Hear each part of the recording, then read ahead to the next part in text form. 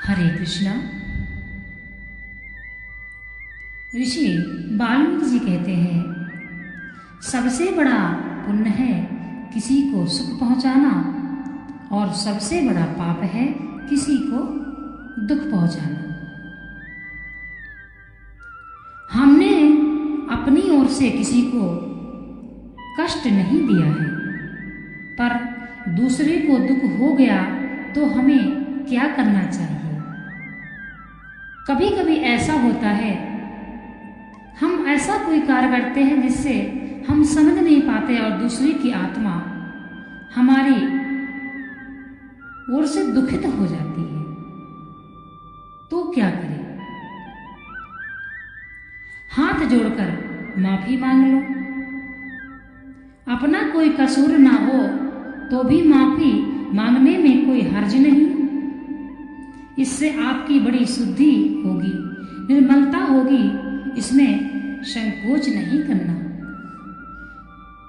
श्रीमद् भागवत गीता में भगवान कहते हैं, यदि हमसे कोई पाप हो जाता है तो हमें उतना दोष नहीं लगता, परंतु उस पाप पर, उस बात पर, अर्थात उस गलती पर अगर हमें पश्चाताप नहीं है तो हमको उससे बड़ा पाप लगता है। यदि हमसे कोई गलती हो जाती है और हमको पश्चाताप हो जाता है तो आधा पाप हमारे पश्चाताप करने पर ही मिट जाता है। खास बात है कि संसार में हमारा कुछ भी नहीं है, कुछ भी नहीं है, परंतु लोग सांसारिक वस्तुओं, व्यक्तियों में अपनापन छोड़ते नहीं, छोड़ना चाहते भी नहीं। भीतर से असली चाहना बहुत कम आदमियों की है। सुनना एक व्यापार सा समझ रखा है। इतना भी अच्छा है, कुछ ना करने की अपेक्षा कुछ करना अच्छा है। भीतर से छूटने की परवाह नहीं है। परवाह हो तो भगवान को पुकारो, हे नाथ, हे मेरे नाथ, हे मेरे प्रभु, हे मेरे स्वामिन, भगवान की कृपा से ही ठीक होगा। हम तो इतना भी अच्छा समझते हैं, बहुत बड़ी बात समझते हैं कि आप सत्संग में आकर बैठ गए हैं। सज्जनों, समय बीत जाएगा, काम बनेगा नहीं, सावधान हो जाओ। अपने भीतर लगन लगाओ और इसके लिए भगवान से प्रार्थना करो कि हे नाथ, हे मेरे स्वामी, आपसे सच्चे हृदय से लग जाएं। मेरी प्रार्थना है कि आप हृदय से भगवान से प्रार्थना करो। हे नाथ, मैं आपको भूलूं नहीं, मैं आपसे सुख नहीं चाहता। एक ही बात चाहता हूं कि भीतर में ऐसी लगन हो जाए, ऐसी चाहना हो जाए, ऐसी व्याकुलता हो जाए कि मैं आपके बिना रह न सकूं। हे नाथ, ऐसी कृपा करो कि आपको कभी भूलूं नहीं। आपने बहुत कृपा की है, फिर भी मैं समझता नहीं। हे नाथ, मेरी सांसारिक सुख की, सांसारिक चीजों की चाहना भी हो जाए तो उसको आप पूरी मत करो, जिससे मेरा केवल आपके ही चिंतन में मन लग जाए। ऐसी कृपा करो। मैं बहुत दुख पा लिया, फिर भी तो चेत नहीं हो रहा है, होश नहीं आ रहा है। आपसे प्रार्थना करने की जोरदार मन में नहीं आ रही है। मैं हैरान हो गया हूँ। अब ऐसी कृपा करो कि आपको भूलूं नहीं। आपके सिवाय मेरी और कौन सुनेगा? किससे कहूँ? कोई सुनने वाला नहीं। मेरे पर कृपा करने वाला कोई दिखता नहीं।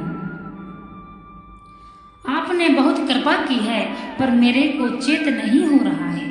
आप चेत कराओ। मैं मांग भी नहीं सकता, क्योंकि मांगने की भीतर में जोरदार इच्छा नहीं होती है।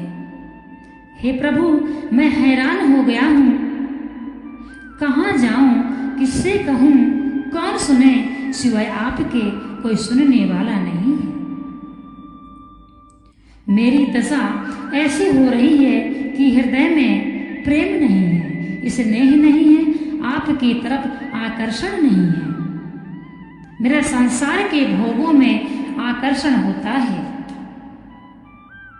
जो चीज पतन करने वाली है उन चीजों में अच्छापन दिखता है। क्या करूं, सिवाय आपके कोई अच्छा नहीं कर सकता। हे नाथ, आप कृपा करो, कृपा करो, कृपा करो। आपने बहुत कृपा की है, पर मेरे को होश नहीं हो रहा है। हे नाथ, हे कृपा सिंधु, आपकी तरफ जैसी लगन होनी चाहिए वैसी नहीं हो रही है। मैं आपकी दृष्टि में आने लायक भी नहीं हूँ, पर मैं क्या करूँ, कहाँ जाऊँ। आपके समान परम दयालु, परम सहृदय और कोई दिखता ही नहीं। फिर भी आप पर पूरा विश्वास, भरोसा नहीं होता है। इस कमी को आप ही मिटाओ, मैं मिटा नहीं सकता। मेरे पास ऐसे शब्द नहीं हैं, क्योंकि ऐसे भाव नहीं हैं। भाव के बिना शब्द नहीं आते हैं। आपने अपनी तरफ से बहुत कृपा की है, फिर भी आपसे कृपा ही चाहता हूँ। क्या करूँ, अक्ल नहीं है, समझ नहीं है, याद नहीं रहता, भूल जाता हूँ। हे कृपा सिंधु, मेरी कृपा करो कि आपको भूलूं नहीं। मेरे भीतर में ऐसी लगन पैदा होती है, क्या करूं, मैं कहने लायक नहीं हूं, परंतु आपकी बात ऐसी है कि आपके यहाँ अयोग्य भी योग्य हो जाता है, अपात्र भी पात्र हो जाता है, पापी भी पवित्र हो जाता है। आपकी प्रभुता अपार है, अपार है, अपार है। कभी संतोष से सुन लेता हूँ, कभी चिंतन में बात आ जाती है तो उससे कुछ होश आता है, पर फिर भूल जाता हूँ। हे नाथ, आप कृपा करो। आपने बहुत कृपा की है, बहुत अच्छा मौका दिया है, पर मैं चेत आपने बहुत कृपा की है, बहुत अच्छा मौका दिया है, पर मैं चेत नहीं कर पाया। मुझे चेत कराने वाला आपके सिवाय और कौन है? एक आपके सिवाय कोई सुनने वाला नहीं है। मेरे पास शब्द नहीं है, प्रार्थना करने का बल नहीं है। मैं अपने को सर्वथा अयोग्य समझता हूँ। जो आपके प्यारे भक्त हुए हैं उनकी प्रार्थना को आपने सुना है, पर मैं वैसा नहीं हूँ। मेरे को ठीक दिखता है कि मैं सच्चे हृदय से चाहता नहीं हूँ। आप सर्वसमर्थ हो, आप सब कुछ कर सकते हो। मेरे जैसे को भी आप अपनाते हो, कृपा करते हो, यह मैं जानता हूँ। कोई बातें याद आती हैं पर फिर भूल जाता हूँ। मैं चाहता हूँ कि आपके दरबार में पड़ा रहूँ, आपको याद करता रहूँ, आपकी तरफ ही मेरी दृष्टि रहे।